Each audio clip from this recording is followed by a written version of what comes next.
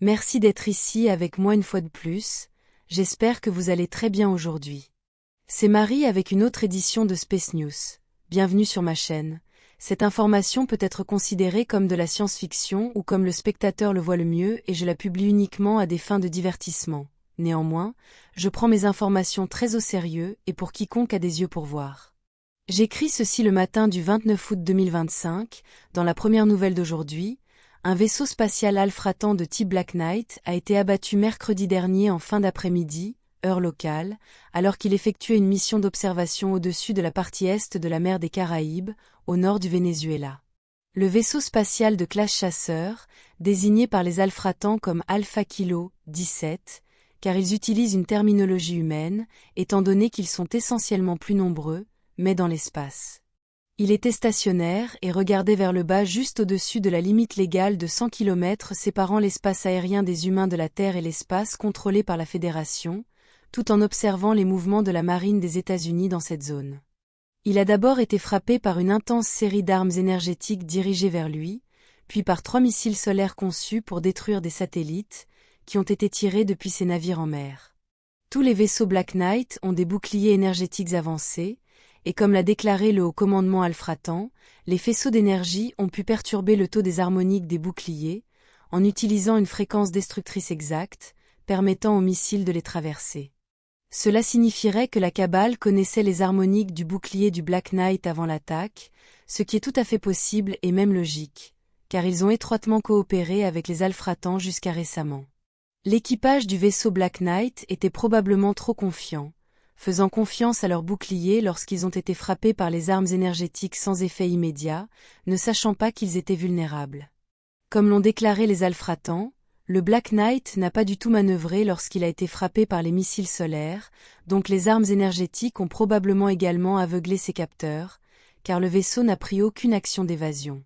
Le grand vaisseau de classe chasseur, d'environ 60 mètres de long, s'est désintégré en plusieurs grands morceaux, et le plus grand d'entre eux, contenant la partie avant du vaisseau avec la zone du cockpit, a effectué un mouvement en arc au-dessus des Caraïbes alors qu'il entrait dans l'atmosphère, tombant sur Terre comme une boule de feu. Tant le pilote que le copilote sont morts dans cet incident car leur capsule d'éjection ne s'est pas déployée. Les parties restantes du vaisseau ont orbité autour de la Terre une fois avant d'entrer dans l'atmosphère et de tomber au sol, également comme des boules de feu, qui ont été vues au-dessus de la Bolivie et du Pérou, tandis que la plus grande partie du vaisseau s'est écrasée dans le sud-ouest du Mexique dans la région d'Oaxaca, où elle a été vue par d'innombrables témoins qui ont pris de nombreuses vidéos de la boule de feu. Celle-ci aurait prétendument chuté près d'une ville connue sous le nom de Zimatlan ou Alvarez, laissant un champ en feu. La réponse des Alfratans a été immédiate alors qu'ils atteignaient le site principal du crash en quelques minutes, récupérant ce qui restait du Black Knight.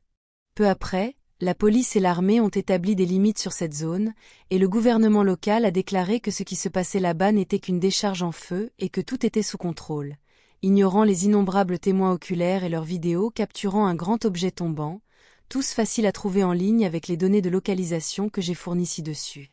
Mais un mot de prudence, ici car nous avons détecté des images de plusieurs autres incidents similaires du passé, qui n'ont rien à voir avec celui-ci. Quiconque utilise des incidents plus anciens comme s'ils étaient des images de celui-ci rend un grand service, car maintenant toutes les vidéos ont perdu en crédibilité, comme la logique le voudrait, et comme le souhaitent les gouvernements. Il est difficile de trier quelles vidéos sont les vraies et lesquelles n'appartiennent pas à cet incident, mais il est encore possible d'utiliser la logique et un discernement avisé. Elles sont principalement classées par les humains comme des météorites tombantes ou des débris spatiaux tombants. Cet incident tragique qui laisse trop de morts est un appel à la vigilance pour toutes les races stellaires de la Fédération, car personne ne devrait être trop confiant avec sa technologie, parce que la Cabale, qui contrôle la Terre, a bien la technologie et les ressources pour blesser l'un d'entre nous, donc la prudence doit être de mise en tout temps. Parmi nous ici, j'ai chargé spécifiquement le vaisseau stellaire Tejet-Yad, classé comme un destroyer, d'observer les mouvements de la Cabale dans les Caraïbes. C'est une chose de faire tomber un vaisseau de chasse et une autre de s'attaquer à un destroyer Tejet de dernière génération. Nous avons chargé le Yad d'observer cette zone car elle peut soutenir une orbite à très basse altitude, contrairement à n'importe lequel des cuirassés plus grands et plus lourds de la flotte Tejet. Cela est nécessaire, car il est maintenant évident que la Cabale prévoit de faire quelque chose dans cette zone qu'elle ne veut pas que la Fédération galactique voie. Passant à un autre sujet, nous avons détecté des schémas météorologiques artificiels partout sur la Terre, nous faisant nous demander s'il en reste des naturels. Leur technologie de manipulation météorologique est maintenant mondiale, où un schéma d'un côté de la planète est également utilisé pour altérer l'ensemble du système afin de créer l'effet désiré ou qui le souhaite. Ceci créant ainsi un environnement entièrement contrôlé où ils peuvent attaquer n'importe quelle partie qu'ils souhaitent pour créer une série de crises qui correspondent à leurs besoins de manipulation, et fait avancer leur agenda de changement environnemental qui est utilisé comme excuse pour limiter les droits de la population. Tout en blâmant les activités des gens, leurs petites voitures à 4 cylindres, ou le soleil et ses cycles normaux. Nous avons détecté que les inondations intenses et destructrices des derniers jours, qui se sont produites à Querétaro, au Mexique, sont complètement intentionnelles. Comme nous l'avons vu, des transmissions de faisceaux d'énergie provenant de leurs supposés navires de centrales électriques portables en mer, se concentrant directement au-dessus de cette ville mexicaine, qui a probablement été ciblée car elle se trouve dans un endroit semi-désertique, donc elle est mal équipée pour gérer de grandes quantités de pluie. Comme vous pouvez le voir, la Cabale a ciblé le Mexique en général et sur plusieurs fronts d'action, donc notre attention s'est également portée là-bas, c'est pourquoi je parle autant du Mexique ces derniers temps, d'autant plus qu'il s'agit d'un point chaud et d'un hub pour le trafic lyrien, ainsi que pour toutes sortes de substances illégales, et un point de concentration pour tout ce qui se déplace de l'Amérique du Sud vers l'Amérique du Nord. Une chose importante que je veux souligner ici. Toute cette activité illégale et horrible n'a rien à voir avec la grande majorité de la population mexicaine, qui est composée de gens travailleurs et beaux qui ne veulent que gagner leur vie honnêtement et profiter de la vie, mais ils sont en difficulté car trop de mauvaises choses causées par la Cabale se passent autour d'eux. Je dis cela parce que je ne veux pas être mal interprété. Pour revenir à ce qui se passe dans l'espace, lundi dernier, un vaisseau de ravitaillement ontarien qui venait de descendre de l'hyperespace a été surpris par un croiseur étortant plus grand, de la même classe que ceux qui ont commencé le récent conflit dans le Viera, et caractérisé par le fait d'être couvert de pointes. Le croiseur étortant s'est placé directement devant et sur une trajectoire de collision avec le vaisseau de ravitaillement ontarien, qui se déplaçait à grande vitesse et freinait pour entrer dans l'orbite terrestre. Le croiseur étortant s'est délibérément placé sur une trajectoire de collision, et une tragédie se serait produite si l'équipage du vaisseau de ravitaillement ontarien n'avait pas agi rapidement, prenant des mesures d'évasion à grande vitesse. Les membres de la Fédération galactique en orbite terrestre haute et basse ont reçu 2 avertissements cette semaine, l'un avec la Cabale frappant un chevalier noir alfratan, et un autre au-dessus concernant cet incident avec les étortants. Nous pouvons maintenant voir que les plus de 500 vaisseaux Orion positionnés à une altitude orbitale moyenne de 5 millions de kilomètres n'observent pas seulement comme certaines races stellaires l'ont suggéré, et prennent dorénavant des mesures hostiles contre l'un d'entre nous. Leur position se situe dans l'espace interplanétaire légal, même si techniquement ils orbitent autour de la Terre à une très haute altitude, donc leurs actions ne sont considérées que comme de la piraterie, ce qui nous laisse l'opportunité légale de les confronter directement pour éliminer leurs menaces. Pourtant, le faire peut provoquer une réaction en chaîne, déclenchant un problème plus important avec Orion en général. Toute action doit être considérée avec soin et de manière stratégique. Il est bien connu qu'ils entrent et sortent de la Terre par des portails artificiels et des salles de saut, et je sais que beaucoup d'entre vous peuvent se demander pourquoi nous ne pouvons pas les arrêter si nous pouvons facilement détecter leur pic de puissance depuis l'orbite. Le problème est que la plupart sont profondément sous la Terre dans des dômes et sont mobiles. Ils ne s'allument que pendant environ 3 minutes ou moins, donc lorsque nous détectons qu'un a été activé, nous avons peu ou pas de temps pour réagir. Leur fréquence change tout le temps, et cela signifie que nous jouons essentiellement au jeu du chat et de la souris.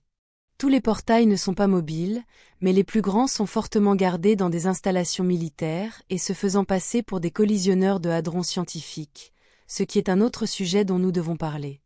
Passons à autre chose, et comme je vous l'ai rapporté récemment, nous développons des engins d'action rapprochés pour soutenir nos vaisseaux de transport, qui ne peuvent être utilisés que la nuit ou dans des endroits isolés sur Terre, car ils n'ont pas l'air entièrement humain, ressemblant plutôt à un engin de science-fiction du film Alien.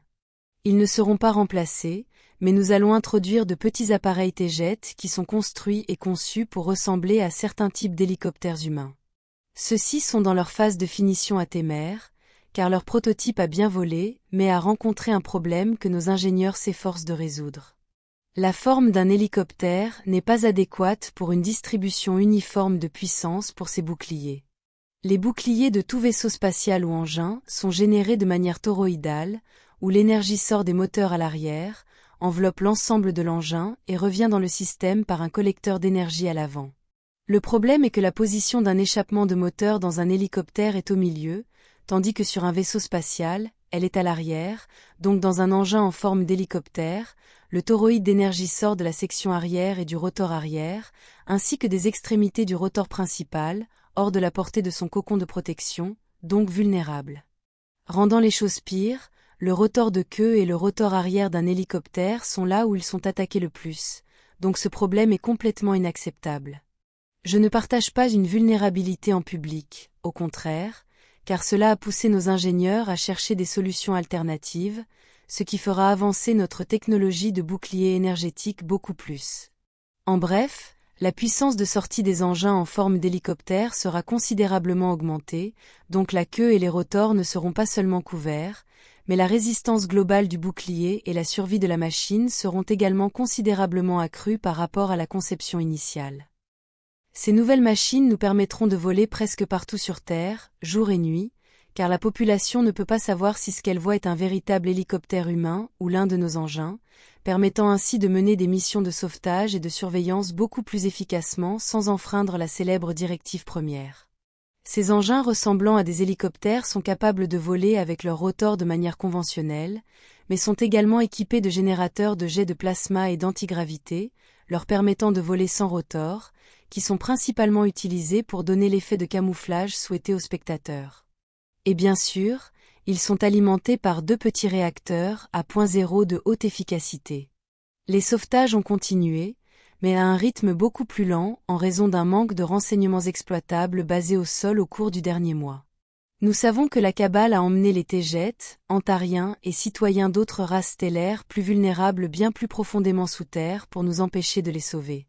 Pendant que nous résolvons ce problème, nous avons concentré nos efforts sur le sauvetage de toutes les personnes enlevées que nous pouvons trouver, en nous concentrant sur les plus vulnérables, et avant qu'elles ne soient déplacées sous terre.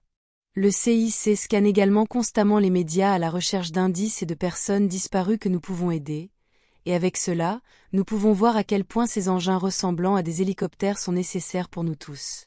Passant à autre chose, nous pouvons voir que le sommet des dirigeants en Alaska entre le président Carotte et Poutine n'est qu'un théâtre de plus, car Goriel et son équipe ont trouvé des preuves claires que la cabale utilisait des sosies pour ce cirque médiatique, pour tous les deux, comme l'ont déclaré plusieurs théoriciens du complot et personnes ayant de bonnes compétences d'observation. En plus de la manipulation numérique, utilisant des écrans verts et de la CGI simple, point qui n'a pas été mentionné ailleurs autant que je sache. C'est tout le temps du théâtre comme d'habitude, et pour manipuler la perception du public, car les deux côtés sont contrôlés par les mêmes seigneurs, et ceux que vous voyez ne sont que des masques pour eux, je veux juste indiquer où nous en sommes avec cette réunion et d'autres similaires également. Nous travaillons dur ici, et d'autres nouvelles suivront bientôt. Être bien protégé ne signifie pas que de mauvaises choses ne peuvent pas vous arriver, comme je l'ai récemment appris à mes dépens. Je marchais depuis le pont de la salle à manger principale de ce vaisseau spatial vers le pont en dessous tout en étant escorté par 4 gardes, et juste au moment où j'allais faire mon premier pas pour descendre les escaliers, ma chaussure droite s'est emmêlée avec ma longue robe, et je suis tombée assez mal dans les escaliers. À part quelques contusions et bosses, et une fierté blessée, j'allais bien, peut-être parce que je suis si mince que je ne pèse pas beaucoup. Mes 4 gardes n'ont rien pu faire pour m'empêcher de tomber, alors faites attention là-bas, et ne soyez pas trop confiants. Nous allons tous bien. Toutes les personnes que vous connaissez sont juste un peu tristes à cause des événements récents, mais vont bien et accomplissent leurs tâches comme d'habitude. Je ferai bientôt une autre interview avec Harry le tigre Urma, et avec Kirai Kaikotsa, le jeune léopard Urma qui est un cadet en communication sur leur vaisseau amiral, celui d'Avian, et le roi Rur pourrait également venir faire une déclaration ou deux bientôt. Dans le même ordre d'idées, l'ambassadrice antarienne, Aced Nidia, pourrait également venir bientôt partager ses réflexions sur la situation dans laquelle se trouve la Terre, et je continuerai également à écrire sur d'autres sujets. Comme toujours, merci d'avoir regardé ma vidéo, et d'avoir liké, partagé et de vous abonner pour plus. J'espère vous voir ici la prochaine fois. Avec beaucoup d'amour et d'appréciation, votre amie, Marie.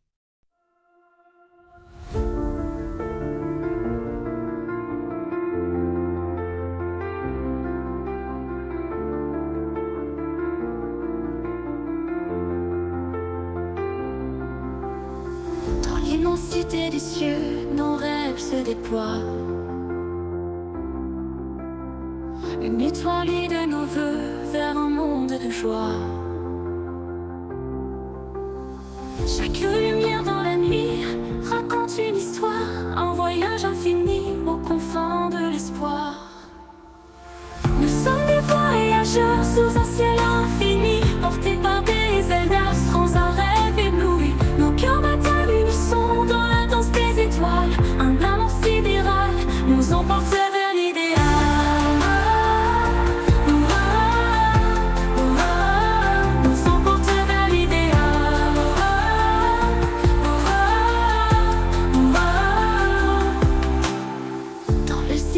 Cosmique, nous trouvons notre voie.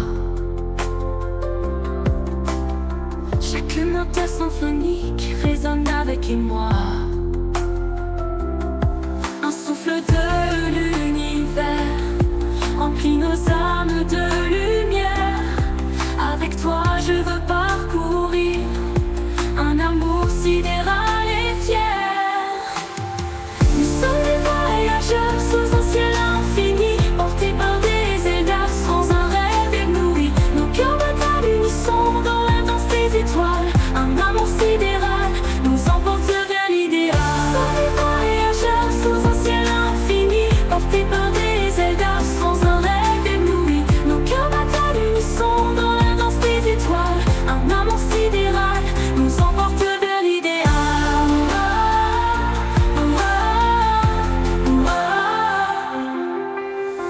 Au-delà des galaxies, nos rêves se réalisent. Main dans la main ensemble, vers l'éternité, nous allons.